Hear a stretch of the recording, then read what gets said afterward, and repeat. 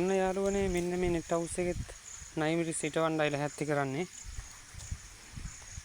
මේකේ දැන් අපි මුලින්ම මේ කාණු ටික ඇතුළ පොඟවලා ඉවරලා ඇතුළට වතුර දාලා හොඳට පොඟවලා මේ කාණු අඩි 1කමාරක් විතර යට කපාගෙන යන්න ඕන.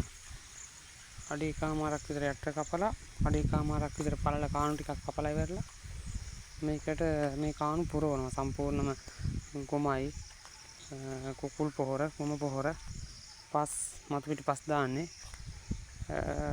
ඊට පස්සේ 10 අඟුරු තියනවා නම් හොඳයි. කුකුල් පොහොර දාන්න නම් 10 අඟුරු අවශ්‍යත් නැහැ. 10 අඟුරු තියනවා නම් ඒත් වඩා හොඳයි. ඕක මිශ්‍රණය හදලා ඉවරලා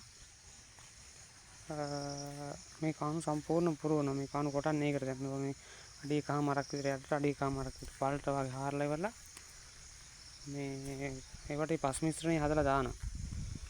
දාලා ටික දවසක් තියලා වතුර එහෙම හරවලා ඉවරලා ටික දවසක් තියලා තමයි පැල හිටවන්න ගන්නෙ. අපි පැල හිටවද්දින් ආයි වීඩියෝ එකකට යක් මේක කාණු මිශ්‍රණය පුරවන ලාවට මම පොඩි වීඩියෝ එකක් දාන්නම්. තමයි වෙන්නේ.